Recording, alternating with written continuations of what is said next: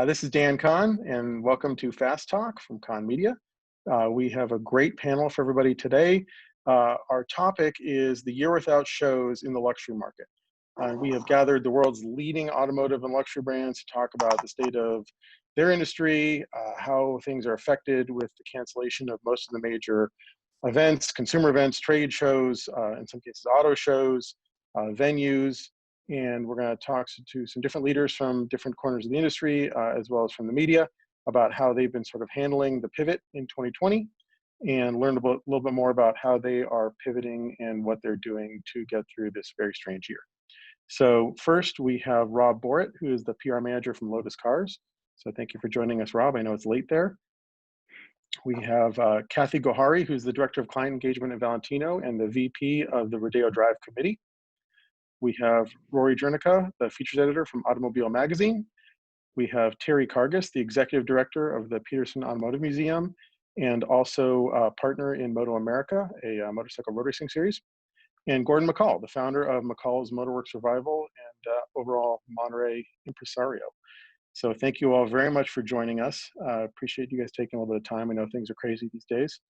Rob, do you want to kick things off and introduce yourself and tell us a little bit about what you do and where you work? Yeah, okay, thank you. Thanks for the invite. It's nice to be here and talking about this. My name is Rob Borrett. I'm PR manager for press content and launch programs at Lotus Cars in the UK. I work at the UK headquarters or the global headquarters of the company.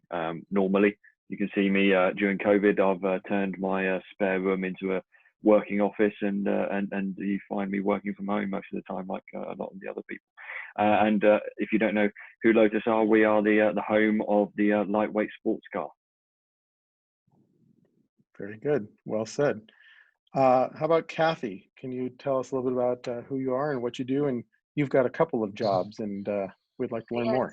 Sure. So I work for Valentino. I've worked for them for 18 years. I am the director of client engagement for the company, and I've had a few different positions within the company. I also sit on the executive board of the Rodeo Drive Committee. I am a current executive board member as the VP, and we represent over 70 retailers and landowners on Rodeo Drive. So a little bit of everything: hotels, restaurants, and luxury retail on Rodeo. Excellent. Thank you, Kathy. Rory, why don't you tell us what you do and where you are? Sure, yeah. I am Rory Jurnecka. I'm the features editor at Automobile Magazine, and Automobile is part of Motor Trend Group, which has Motor Trend Magazine, of course, Hot Rod Magazine, a bunch of legacy titles like that, as well as our Motor Trend on-demand video channel. And we're partnered with Discovery Television now, so we have all the Motor Trend network programming on our on-demand channels, as well as our network on cable. And I've been doing this for about 14 years now. I actually began at Motor Trend Magazine and transitioned over to Automobile Magazine about 6 years ago. So, yeah. Excellent. Thank you.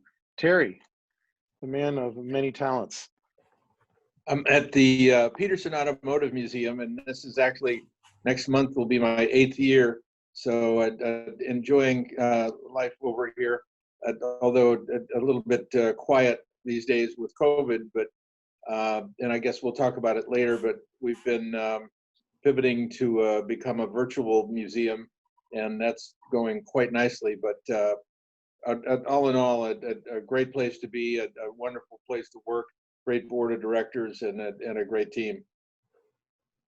Excellent. Thank you, Terry. And Gordon, you have a few different roles that I'd love to hear about. So can you tell us a little bit about where you are and what you're doing? Well, thank you, Dan. Thanks for having me on today. Enjoy this panel for sure. As you mentioned earlier, I am president and CEO of McCall Events Incorporated. We produce, along with my wife Molly and our office staff, we produce the kickoff event for Monterey Car Week at the Monterey Jet Center, McCall's Motorworks Revival. I'm also the co-founder of the Quail, a motorsports gathering. For the past 17 years, we've put on a fun little show that is a complement to Car Week.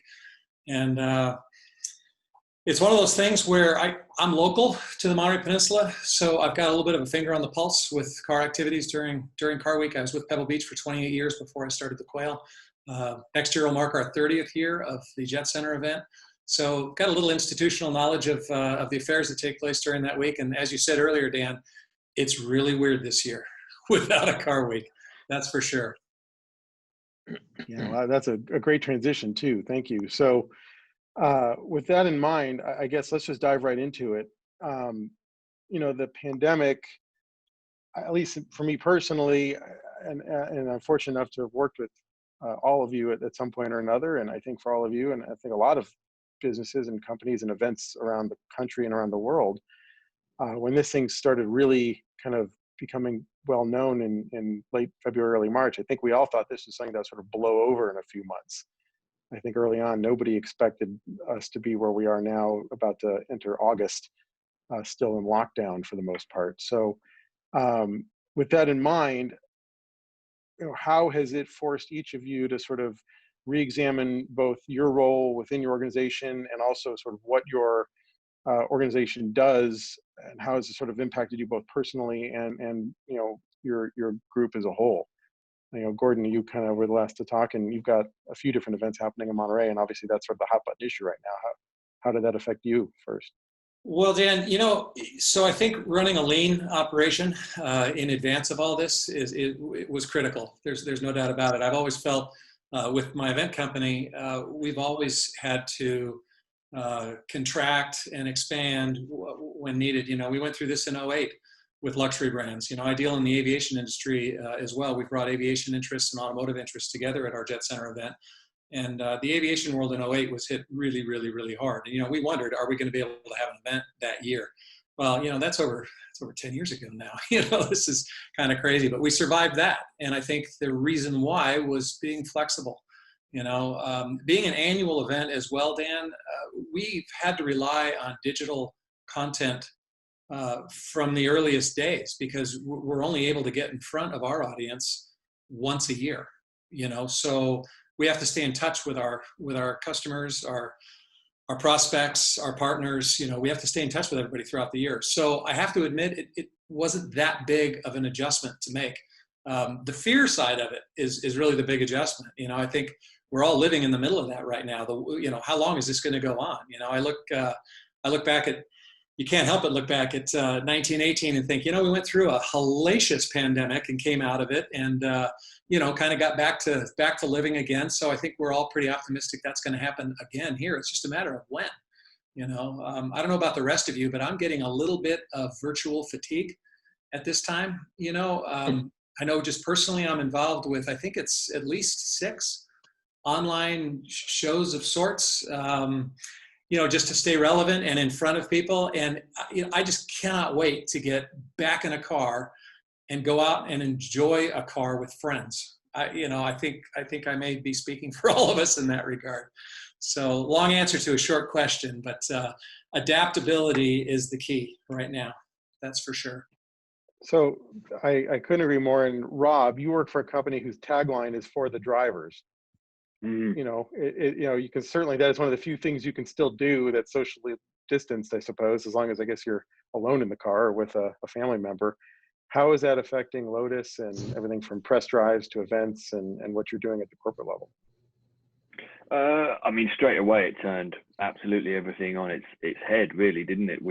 I was with you guys in LA the first week of March, making plans for the rest of the year, and Monterey and all of that was part of that. And suddenly I got home, and then I think the week later we were literally sent home and put into lockdown.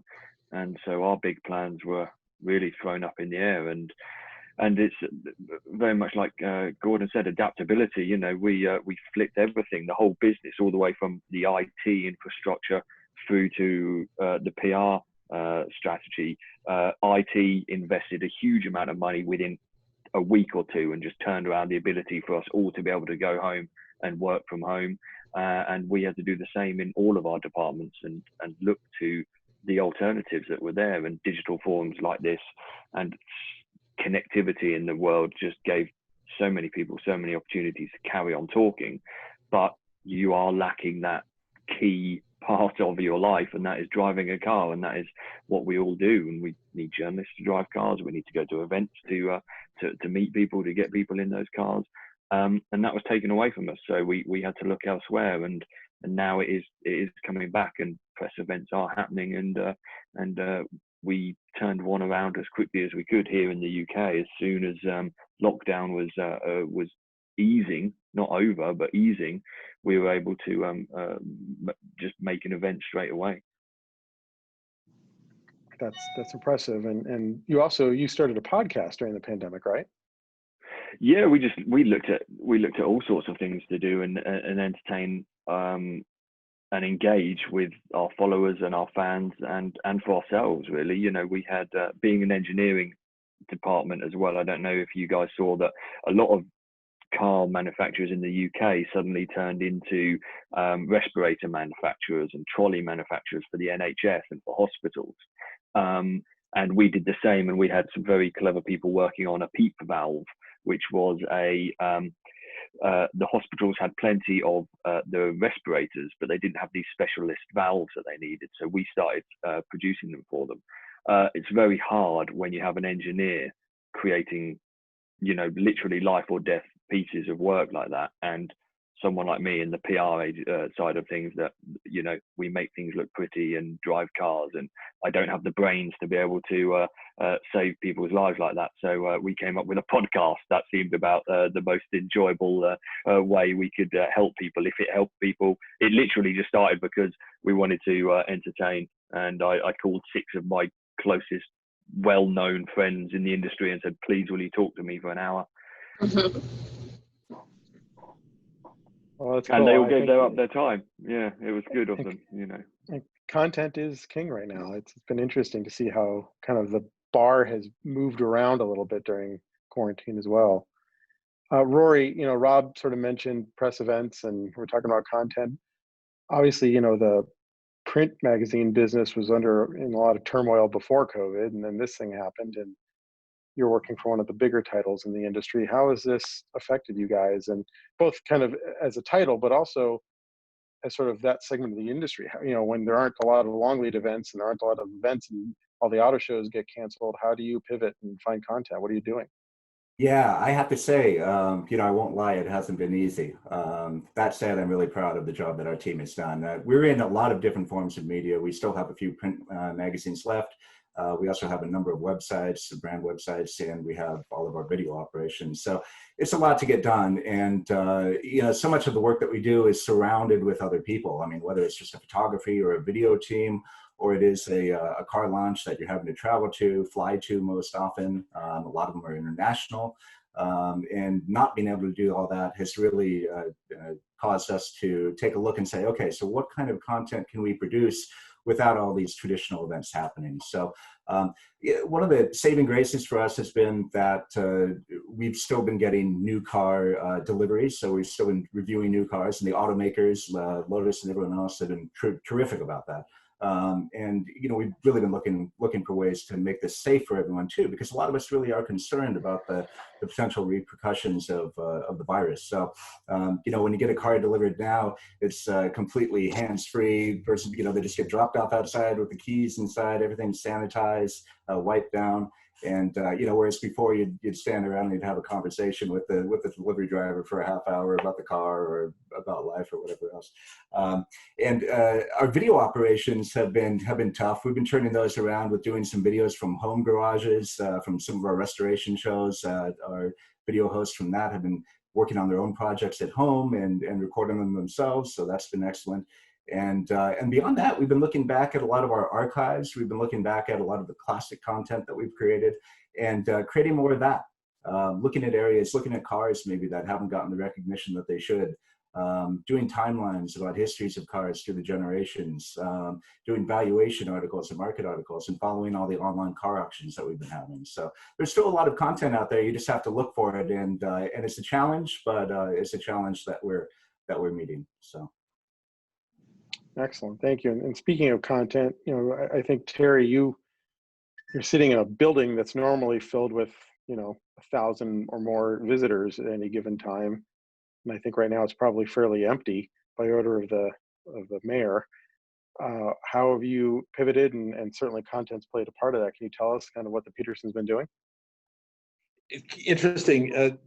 3 weeks before the shutdown, which for us came on March 15th, we made a presentation to the board that we wanted to create a major digital campaign, and with their approval, we were prepared. And 2 days after the shutdown, we were actually giving virtual tours through the vault, and discovered an awful lot of ways that we could create content from what exists here in the museum.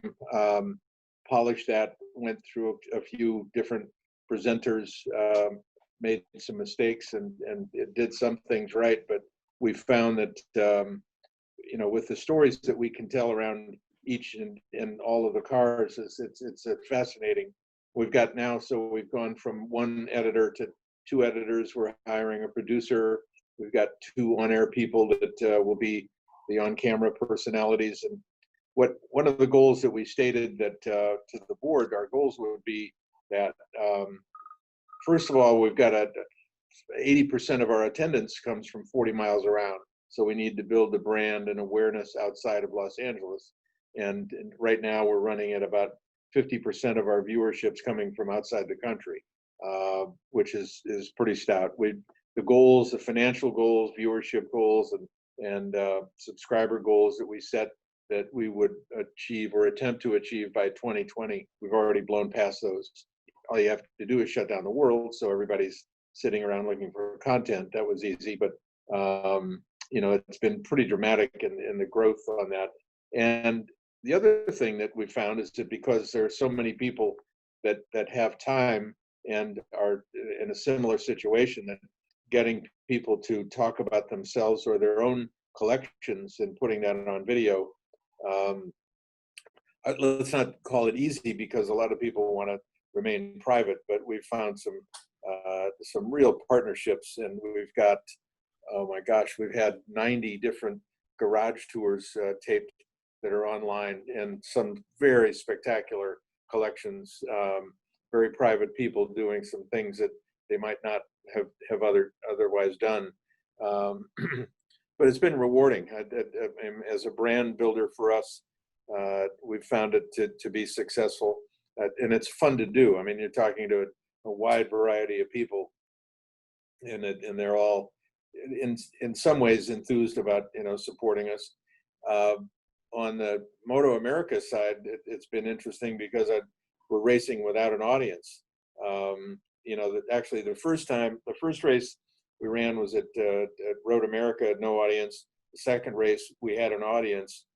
There's also a good news, bad news on the silver lining on some of these things, because most professional sports are off the air. Our broadcasts were scheduled to be on Fox 2, and yet because there's no sports, they put us on Fox 1. The difference there is you go from 30,000 households to 280,000 households. So this weekend we're racing at Road Atlanta, and no audience, but we'll be on Fox 1 both Saturday and Sunday. In fact, they're going to run the first race, the Saturday race, at the hour in front of the Sunday race. So they've given us 2 hours on Fox 1. Phenomenal numbers, but nobody in the grandstands, no popcorn. But another silver lining that we can't. It takes people. People are the key element to that whole thing, right? So I mean, it's yeah. Speaking of which, and thanks, Terry, that's really good intel. And Kathy, so the Rodeo Drive Committee, you've got probably the most iconic retail street in the world, populated by some of the most iconic brands on the planet. There's no real residential anything on Rodeo. It's all businesses. There is south of the boulevard or north, but Okay. This main area is the creme de la creme of all the best brands from around the world. And what do you do in a situation like this? How has the obviously you and I have been working with each other for the past couple of years. So about 3 years ago, the committee and the city partnered up for creating more in-person experiential opportunities for the city and Rodeo Drive specifically. Beverly Hills Open Late program started, and people from all over the city, people who had not normally would come to visit the street, started coming to us and staying later hours, and it was very successful. We are all brick and mortar stores. We had been fighting with the online competition of many of the brands, and our goal was to invite you into our stores, invite you onto the street, come see us in person. And then COVID happened and said, please stop, don't come to see us, you know? And we needed to engage them. So we kind of took a whole different approach and went back to the virtual world and said, we need to keep our connection with our clients, with our visitors, and keep them engaged so that when this is over, there is a place for them to come and that there is no disconnect. So the strategy has been, like everybody else, very similar depending on, you know, what subject we're talking about. The market is very much the same. We're dealing with the same people. And we've had different phases through the past 3 months. At first, everybody was locked in their homes. They were not even opening the windows. And then little by little, now we're finding as summer is rolling out, many of them are finding isolated places like their vacation homes or mountains and beaches where they're finding places to be. And the only way we can get to them is how we're all talking to each other today, virtually. You know, as Gordon was saying, I sometimes spend 5 to 6 hours a day on different calls with different people. We all try to do the same thing. Our sales associates are instructed to engage with the clients with virtual styling sessions and virtual appointments. So everybody has learned how to use Zoom. Let's just put it this way. Brands are merchandising their collections very much. You know, there are still, as Rob was mentioning, you know, Europe is a little bit ahead of the game. You know, you don't see as many masks in the pictures as you see here now. We are still a few steps behind. So a lot of our European counterparts are already talking about runway shows towards the end of the year. Whether that becomes a reality, it remains to be seen. So meanwhile, many brands are creating exceptional works of film and cinematography. I mean, that work that's being produced by companies these days. Dior just did a short film as their fashion show, and it was exquisite. So creativity is really coming out on behalf of all. Then this is the first time in over 2.5 decades we didn't have the Father's Day car show on Rodeo Drive, right? I mean, Right. That's kind of historical in itself. Super sad. Normally at this time, we would have tons of animation in the evenings and afternoons in the summer months to attract all the visitors who are coming from local and abroad. I was just today I had lunch with one of my colleagues who represents one of the main hotels in town, and I just found out that most of the countries, especially the Middle East countries, they have been forbidden to come to the US. That the only way they are allowed to visit, let's say there's an emergency of a medical reason or schooling or family, it has to be approved by the king before they can even leave the country.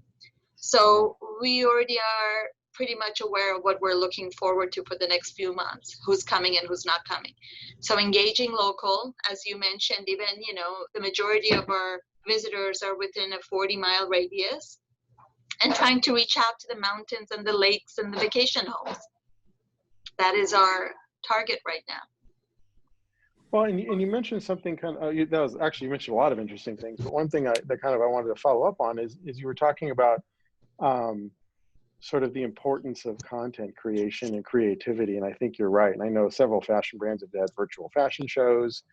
That's really interesting. We mentioned, you know, the Rob's podcast, you know, the Petersen is, and we'll talk about this in a minute, is doing basically a digital car week.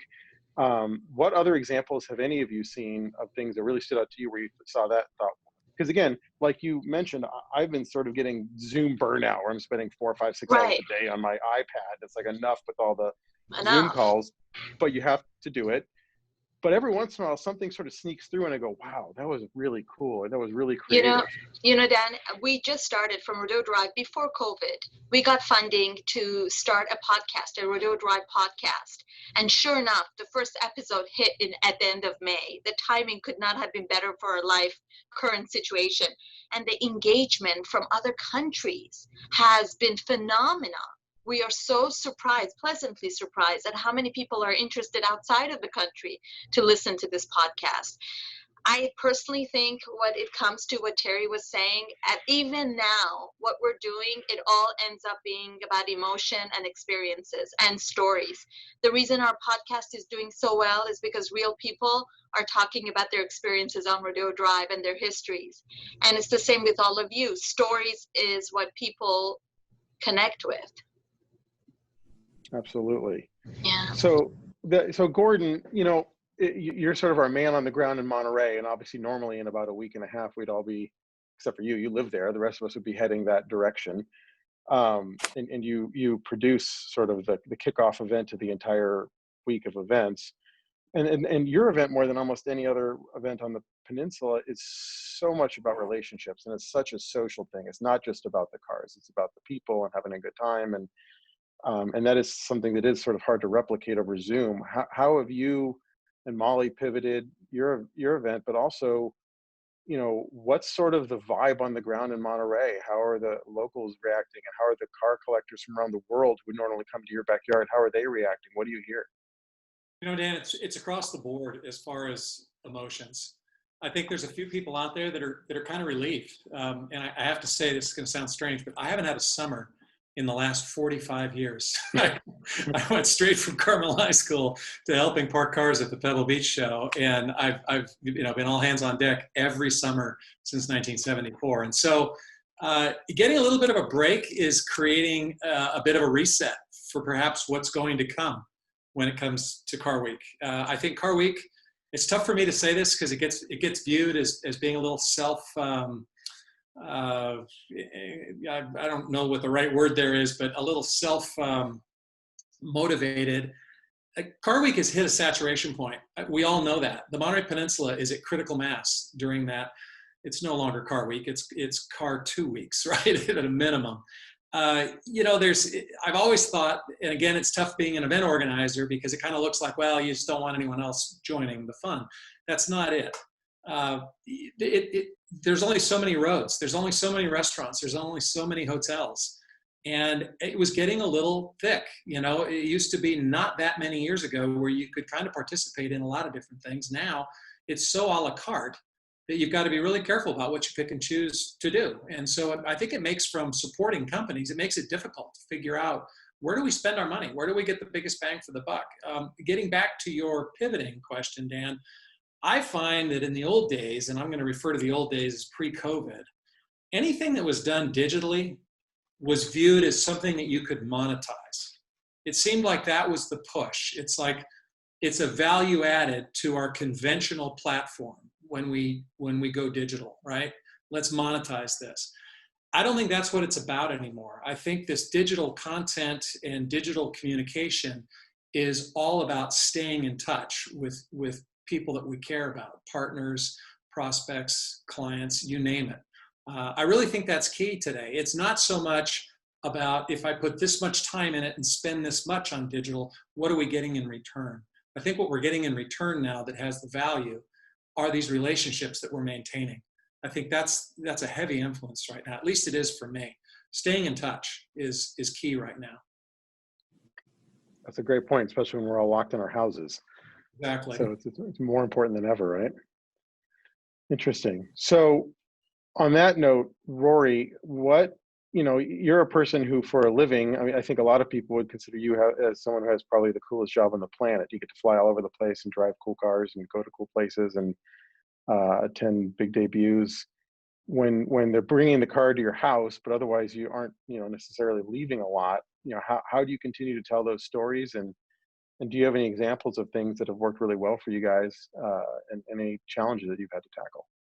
Well, I think one thing that we've really learned over the last few months is that all of the editors that we have on staff all have slightly different interests, and we all have our individual sort of knowledge bases and our individual likes and areas where we feel more comfortable. So we've done a lot of content kind of individually like that, playing on our various strengths as editors and our various knowledge bases. I kind of specialize in classic cars. That's been my role at Automobile since I came on board. And so I've been looking more at, what are some unique cars that, like I said before, don't get a lot of attention? What are some cars that might be the next big thing? What are markets doing now that people aren't going to live auctions, that we're having maybe fewer in-person sales face-to-face, that people are being cautious about that? So how is the market changing? How is the market adapting? How is the classic car community adapting? And one of the things I'm really looking forward to is this whole virtual car week. I'm looking forward to seeing how this all goes. I actually grew up about a half hour north of Monterey in a town called Aptos, and I have been going to car week since the early 80s when I was about 2 feet tall.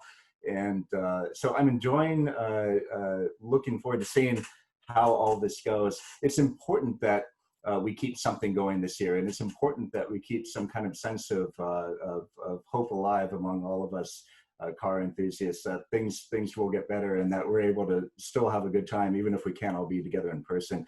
So much of the events like Monterey and the auto shows, all the auto shows across the world, are the people that you see there, right? A lot of these cars maybe you've seen before from one year to the next, but being able to see your old friends and being able to meet new friends and is so much of that weekend. And so thanks to the Petersen and Con Media and everyone for helping put together this kind of digital package this year. We're at Motor Trend Group, we're sponsoring, and we're really excited to see it all come together. Awesome. Well, that was a great transition. Thank you. So, so Terry, can you tell us a little about, how this came about and what you're doing in lieu of normal car week? That as the Switzerland of the automotive world, we're in a position, a unique position where we can actually work with everyone and provide, say, a forum for everyone to at least stay, not relevant, but to keep the dream alive, have some kind of a face on the week. We've been blessed with great fortune, and there's a good team putting it together, and thank you and your team for all that you guys have done too, Dan. But the idea that all of the money in all of the companies and all of the people, all the partners that were headed to Monterey, all of a sudden had nothing to do, and a pocket full of money and things and a brand to promote. And so how can we help really was the discussion. How can we help with host a car week? And it really started to formulate immediately after that. Just making calls, we found there'd be 7 different major brand car reveals that week. We've got virtually everybody on board, but the Pebble Concours on Sunday itself, and we put our own together. But thank you, Gordon, and the Jet Center for participating. As I mentioned earlier, the Motor Trend Group is on board. I mean, there are so many wonderful things going on. I was talking before we got started about, I saw a video from Alex Gurney's shot of the All-American Racers shop, and the history that on all of the cars that Dan built and all of the races and what they've done with that shop is phenomenal. My favorite part is that Phil Remington's work top is exactly the way it was when he left. They've nailed his apron to the countertop, but really there's you're not a Dan Gurney fan or anything, right? Like you couldn't tell from looking at this. From the I had image. the pleasure with Dan for a couple of years, and we helped put the Toyota deal together, and that was quite a journey in its own right. But the work that's going on for Car Week is now developing into some other areas that we think can go on. what is also a mystery is that when we go back to work, how much of this continues the way it is? The eyeballs that are available right now, will it ever be the same? You know, maybe in 20 years when there's that many more people on the planet, but how long is this kind of effort sustainable at this level? But that's not important right now because today it is what it is. So we're enjoying that. So I guess a follow-up, a couple things. So just so people understand, when we say that the Petersen is doing Petersen Car Week and it's a virtual event, and we're going to have, I think there's a BMW debut, the Gordon Murray car is going to do its US debut through Canapa. We've got several, we have auctions, right? Several different auction houses are doing auctions, and some will be live and some will be digital. How can people watch all that? What is it on? Is it on social? It's all on YouTube, right? All on YouTube. Yeah. Petersen.org. I think that you know, the fun part of this whole thing is that there's some genuine enthusiasm on the part of the people that are participating. That's one of the fun things. Goodwood is in with us. The Sonoma Speed Festival, Monterey Historics. I mean, it goes on and on and on. That's and again, the garage tours. Miles Collier is recording a presentation. He's going to do a walkthrough of his shop and talk about the Revs Institute. So there's some great information that'll be, you know, provided over the week. And I read an article a few years ago, and it was a case study on the Cincinnati Museum of Art. I think it was, I might be wrong, I think it was the Cincinnati Museum of Art, and how they were approached to loan some of their collection to Steve Wynn when he opened one of his hotels in Vegas. And the board didn't want to do it at first. And then they sort of realized that their mission statement wasn't to have a building full of art. It was to share that art with the public. And that was a way to do that in a really big way by taking it to Vegas and letting more people see it. Is that sort of the motivation behind what the Petersen, what you and your leadership team and the Petersen board is doing? You know, because obviously you can't charge admission for this, it's free. So. Well, one of the things that again, as the Switzerland of the automotive world, it's almost an obligation that you know, on a number of different levels. One, for us to provide a platform. One, to be a good partner with people that we have been working with, people that we know, but also to say, how can we remain relevant ourselves during what should be the you know, the week of the car. This actually turns out to be what will be the world's largest ever online car event. So whether that is important in its own right as a statement, I don't know. But if all of the partners that are participating and just the judges for our concours on the show on Sunday, we've got 100 cars and the who's who of the car world judging. But if all of the partners participate in promoting the week, we'll have a phenomenal turnout. I mean, it's I think we hope it surprises all of us. Let me put it that way. And no issues with hotels. No, no hotels. You can still get a reservation at Casanova. Yep. So Gordon, we're not only, you know, we touched on the McCall Motorworks Revival event, but you're a co-founder of the Quail, and I know the Quail's involved and is doing some pretty interesting stuff virtually. Can you share with us? It's pretty fun stuff too. What are you doing there? It is fun. You know, we've always, I get a kick every year out of, I'll take a quick stroll during the day of the show through the parking lot. And it's kind of amazing, the cars that are just there in the parking lot with the attendees, our guests. So we have an award that we present for the best car. It's a little arbitrary, but best car of the parking lot, which is a lot of fun. And also, one of our favorite awards, you know, as you know, it's not a traditional concours, Dan, as I know you well know, but we don't have a panel of judges. You know, we don't have the straw hats and blue blazers of teams coming up and telling you what's wrong with your car. It's much more of a social day. I mean, the cars are important, clearly, and we build the show around the cars, but it's more about just having a good time with friends, et cetera, and getting the hospitality of Quail Lodge and what it's all about. we have an award that I love, which is, it's called the Spirit of the Quail.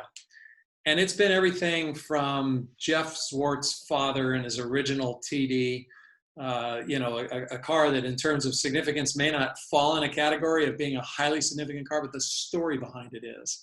And we do an award every year at the show, the Spirit of the Quail. So we're doing a virtual version of that.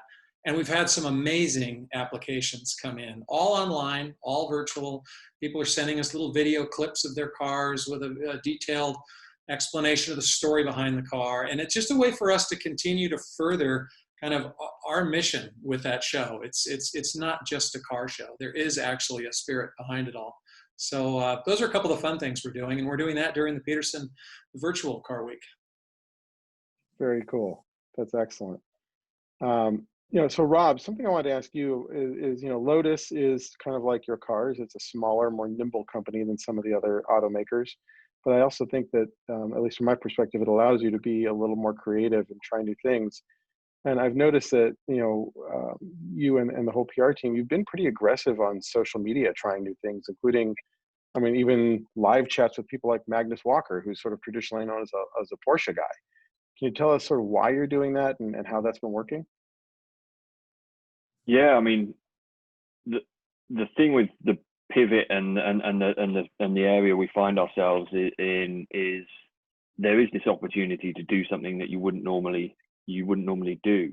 And when we went first into lockdown, we were, everyone was shell shocked and every business was in the same situation. But we looked at, we had two jobs to do. We had to look after the staff and tell the staff what was going on, and we still had to talk to customers and talk to the wider world and promote our brand. So internally, we went very digital very quickly, and we set up an internal web hub for all of our staff.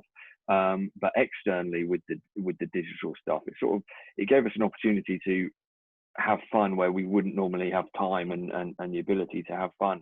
And Magnus, the thing with Magnus is we're the only other brand in his garage that isn't a Porsche. He has an Esprit.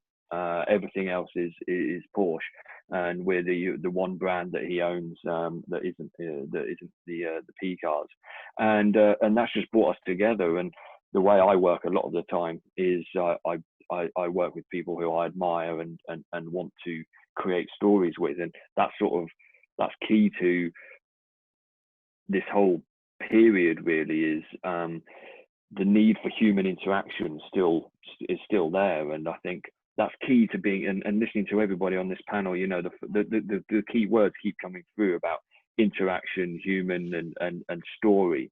And there's a saying that I remember I learned at university about the branding is all about the story, and the best story wins. And that's something I always keep in the forefront of my mind when we're doing any work like this. Is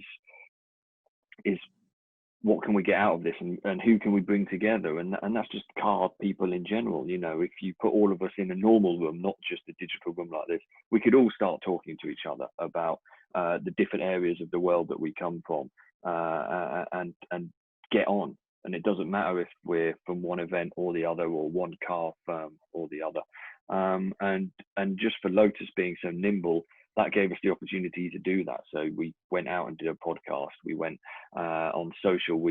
Our marketing team very quickly jumped back onto a hashtag that was My Lotus, and they built a web page for people to submit stories about their Lotus, and then that in turn gave our marketing team content to share and regenerate those conversations about current owners, previous owners, and alike. And yeah, I've seen it so far as a great opportunity, really, to jump on that digital bandwagon that you may not have been so deeply in, and find out what you can do with when the opportunity arises, just to talk to people and keep the conversation going. And obviously with journalists, same thing happens. You still need to talk to them, and they still need stories. Just because you can't drive a car doesn't mean we have a great executive team of execs. So, Phil Popham, our CEO, Matt Windle, our director of engineering. we just turned those guys on, got the phone ringing, and put those guys to work interviewing and talking about the business and where it's going, where we get through this, how do we get through this, and what do we do afterwards. And they're great pieces of content as well to talk to. You know, they've got years of experience, and everybody's come together and put it to use. We've got to help the press. The press want to help us. It's really, I think, one thing about this is just how much it's brought people in our industry together, and you really want to help each other out. I love that narrative. I think that's a really hopeful message, and I like that, because these days sometimes, especially on our side of the pond, things can be a little divisive. So thank you for that. Yeah, we'll all get there, and we'll all come out the other side, and in the short term, it's very easy to focus, I think, on our ability to deal in digital, but looking at events and looking at where we're going in the long term, I'm absolutely convinced that, in a few years we'll all be back at events, because it's nothing out without experience, is it? None of this would work. And car shows Geneva completely, it's already cancelled for next year, and for walking around a big hall like that, you can see why those ones of people aren't keen to go back to those. But your Monterey Car Week and your Goodwoods and places like that, you're going to want to get back to those as quickly as possible, because it's not just a car show, it's a full-blown experience, and that's what customers want, and that's what brands want as well. Dan, if I might comment on, it just occurred to me while we're talking there, the interaction that goes on at the shows, it isn't a matter of coming up to look at cars or bikes, or it's the people you meet. And I'll relate this because so much has happened since something that Gordon did at the Quail motorcycle show that Gordon produced and promoted. I was up there, and he said, did you see that bike? I said, what do you mean? He said, no, there's a flat tracker over there.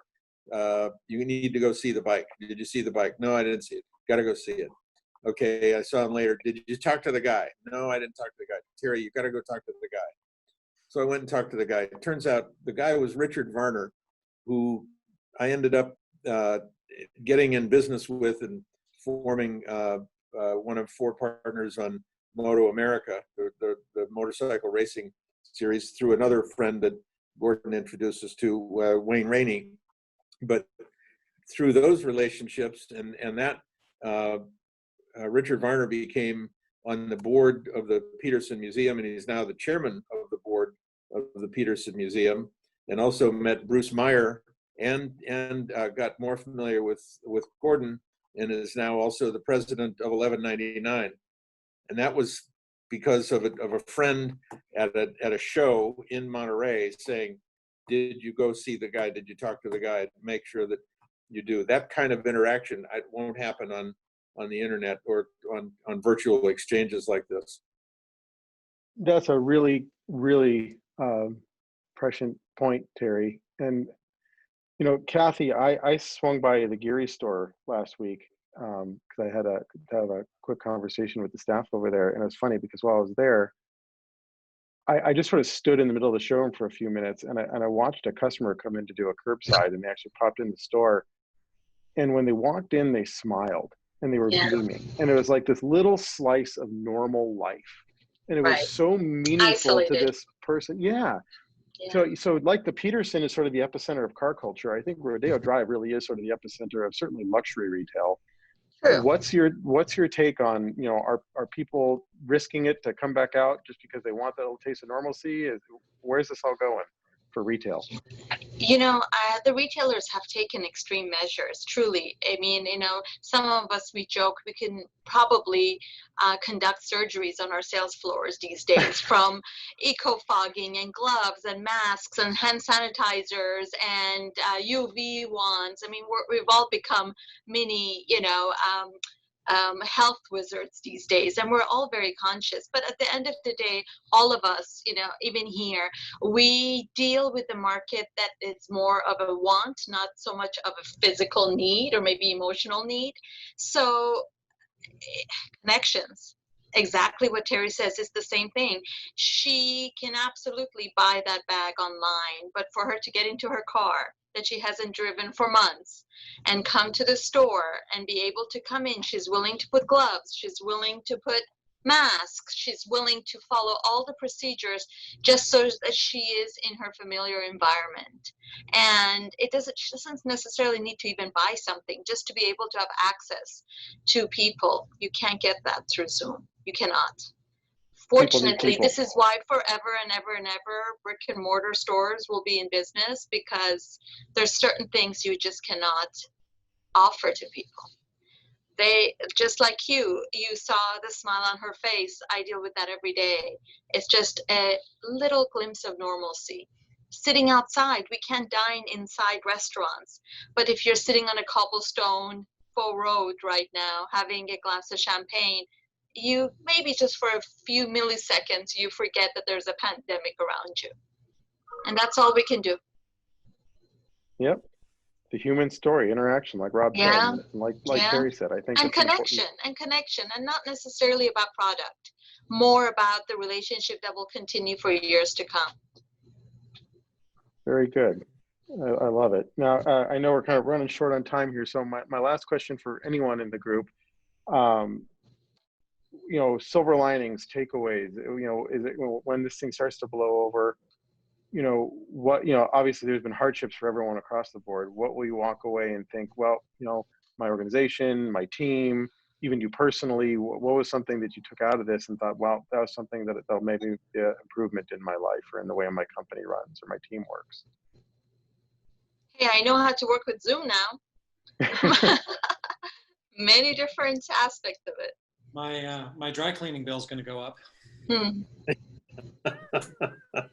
Listen, I appreciate driving my car more. Yeah, truth. Yeah. At every step, colleagues. Yeah. And in many ways, we feel that we need less. We don't. It's a good reset in many ways. That's a good point. And I mean, Roy, what were you going to say? Well, I just think that, I think we're all going to come out of this, successfully, and it's such a major life event. And I think that when we get to the other side of this, we're going to be better off for it. I mean, it's such a huge challenge for a lot of us right now. And I mean, even if it is just not leaving home much anymore, the number of drives I take decreased so much. But being able to see that light at the end of the tunnel, and I think when we get there, it's going to be like, wow, we stuck it out, we did it, and we're all better off for it. And just that keeping a positive attitude, I think, is what it's all about right now. Agreed. Yeah.